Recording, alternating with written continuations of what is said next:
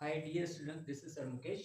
आज हम जो है आगे कंटिन्यू करेंगे वही ब्रांचेज ऑफ। तो सबसे पहले जो ब्रांच इधर लिखी हुई है डेवलपमेंटल बायोलॉजी, तो ये सिंपली होता है study of formation and development of embryo. तो एम्ब्रियो की फॉर्मेशन कैसे होती है, एम्ब्रियो कैसे बनता है, तो इसको स्टडी किया जाता है डेवलपमेंटल बायोलॉजी के अंदर। इसका दूसरा नाम है कि जो है एम्ब्रियोलॉजी। ये कैसे होता है आपको पता होगा डियर स्टूडेंट्स। मेल के अंदर एक गेमेट सेल होता है स्पर्म, और फीमेल के अंदर जो गेमेट होता है उसका नाम एक। जब मेल और फीमेल की मेटिंग होती है, फर्टिलाइजेशन होती है, तो उसकी रिजल्ट हमें जाइगोट मिलता है। जैसे मेल फीमेल गेमेट जब आपस में फ्यूज होते हैं, इस प्रोसेस का नाम फर्टिलाइजेशन, और रिजल्ट हमें जाइगोट मिली, डिप्लॉयड जाइगोट, क्योंकि गेमेट हमेशा हैप्लॉयड होती हैं। तो आगे ये जाइगोट के अंदर म्यूबिक जो है माइटोटिक डिवीजन होगी, और वो बनाएगा जाके एक सेल होता है जाइगोट असल में, और आगे उसके अंदर सेल डिवीजन होती है फर्दर, फिर वो कन्वर्ट हो जाता है एक बड़े बहुत सारे सेल्स के अंदर, उसका नाम हम एम्ब्रियो रखते हैं। तो बस जाइगोट से एम्ब्रियो बनता है, और एम्ब्रियो से आगे जाके मुकम्मल इंडिविजुअल बनेगा। इस सारे प्रोसेस का नाम डेवलपमेंटल बायोलॉजी रखा गया है। सेकेंड इन्वायरमेंटल बायोलॉजी है। इसमें क्या होता है कि study of relationship between living and non living components with each other. तो ये कहता है कि आपको पता है environment, everything surround us is called environment. तो इन्वायरमेंट के अंदर लिविंग फैक्टर्स भी होते हैं, नॉन लिविंग यानी बायोटिक एंड अबायोटिक दोनों फैक्टर्स होते हैं। तो इनको हम स्टडी करते हैं इन्वायरमेंटल बायोलॉजी के अंदर। भाई लिविंग फैक्टर और नॉन लिविंग फैक्टर आपस में इंटरेक्ट कैसे करते हैं, एक दूसरे के ऊपर उनका असरात क्या है, तो इनको समझने के लिए हमारे पास एक फील्ड है इन्वायरमेंटल बायोलॉजी। उसके बाद जो है पैलेंडोलॉजी। इसमें हम क्या करते हैं, study of remote past organic life with the help of fossil.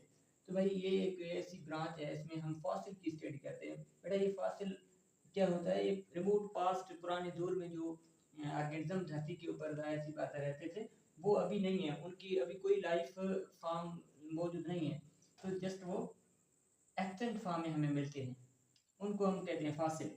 जैसे कि स्केलेटल डायनासोर का मिसाल ले लें, वो नहीं है अभी मौजूद, लेकिन उनके जो हमें स्केलेटस मिले उनको हम एक इमेजिनरी कहते हैं, भाई ये पुराने दौर के ऐसे जानदार थे, उनके ऊपर मूवीज भी आ चुकी हैं।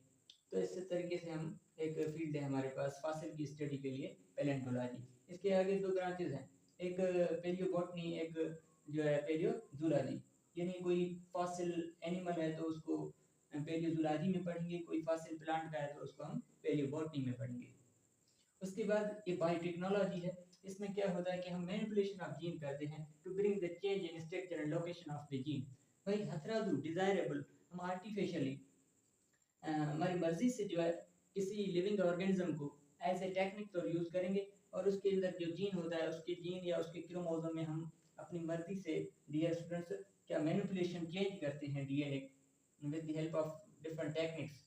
तो इस तरीके से फिर हम अपनी डिजायर के मुताबिक वो चीज़ जो है आगे बनाते हैं, फिर वो इंसान के लिए जो है फायदामंद होती है। हम एक मिसाल ले लेते हैं इधर, फॉर एग्जाम्पल कोई आपके सामने ये बैक्टीरिया है, ये बैक्टीरिया है, बैक्टीरिया के अंदर अपना डीएनए होता है, और इसके अंदर एक एक्स्ट्रा सर्कुलर डीएनए भी होता है, इसको हम कहते हैं प्लाज्मिड, ठीक है ना।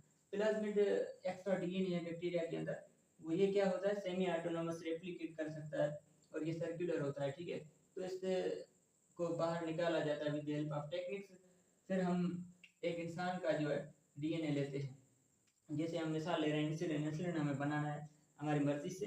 इंसुलिन एक हार्मोन है, अगर वो हमारी बॉडी में अगर नहीं होता तो एक बीमारी होती है जो है शुगर की बीमारी, ठीक है, डायबिटीज मेलेटस, तो वो हो सकती है अगर इंसुलिन बॉडी में नहीं है तो फिर इसको हम आर्टिफिशियली कैसे बनाएंगे, इंसान का जो है हम जीन लेंगे, उससे डीएनए को एक्सट्रैक्ट करेंगे, फिर वो डीएनए जो है इस प्लाज्मिड के साथ बिल्कुल इसको जोड़ा जाएगा, इंसर्ट किया जाएगा।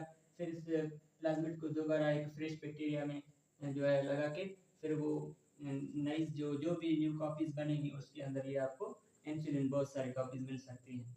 तो इस तरीके से ये एक बायोटेक्नोलॉजी टेक्निक्स है, जिसमें लाइफ को यूज करके हम मैनिपुलेशन अतरादू या आर्टिफिशियली जीन की पोजीशन उसकी स्ट्रक्चर चेंज करके हम डिजायरेबल कोई ऐसा फैक्टर बना सकते हैं, वो फिर आगे हमारे लिए जो काफ़ी हद तक जो है कारआमदा होता है।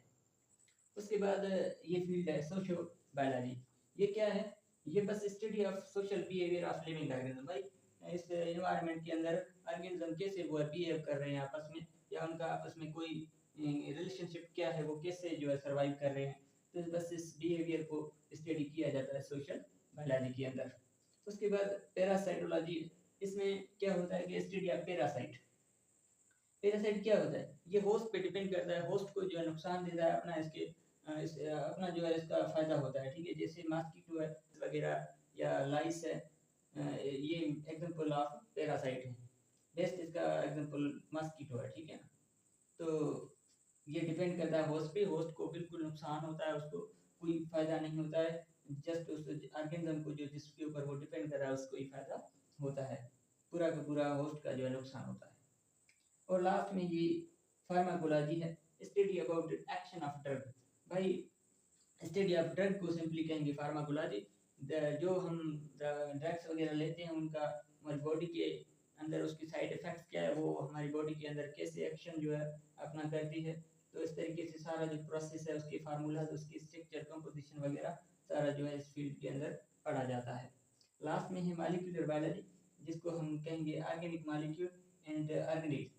तो ऑर्गेनिक मॉलिक्यूल और ऑर्गेनिक कैसे बनते हैं, उनकी स्ट्रक्चर, उनका जो फार्मूला, सारा कुछ हम इस फील्ड में पढ़ते हैं। एक सिंपल प्रोसेस है, जैसे आपने सेंट्रल डॉग्मा पढ़ा होगा, उसमें क्या होता है कि एक डीएनए होता है, और डीएनए के बाद एक प्रोसेस होता है न्यूक्लियस के ट्रांसक्रिप्शन, और ट्रांसक्रिप्शन की जो रिजल्ट हमें मिलती है वो एमआरएनए मिलता है। ठीक है, और एमआरएनए आगे कन्वर्ट होता है ट्रांसलेशन की मदद से प्रोटीन प्रोटीन में। तो ये प्रोसेस हमें जैसे पता चला, क्योंकि ये मॉलिक्यूल है डीएनए, और डीएनए के अंदर ये प्रोसेस होती है, न्यूक्लियस में ट्रांसक्रिप्शन होती है, एमआरएनए बना, और एमआरएनए की ट्रांसलेशन हुई, प्रोटीन बना। ये सारा कुछ हमें मॉलिक्यूलर बायोलॉजी बताती है। अगर ये भी बता दी कोई बीमारी है वगैरह, वो भी हम पता कर सकते हैं कि फलां चीज़ अगर नहीं होगी तो क्या होगा, क्योंकि ये मॉलिक्यूल लेवल पे स्टडी ये हम मॉलिक्यूलर बायोलॉजी में करते हैं। उम्मीद करता हूँ ये सारा कुछ आपको समझ में आया होगा। इसको लाइक कमेंट शेयर करना है, और आपको दुआ में याद करना है, अपनी ओपिनियन देनी है, हमें जो है सपोर्ट चाहिए आपकी। इंशाल्लाह इसको हम आगे कंटिन्यू रखेंगे। Thank you so much for watching.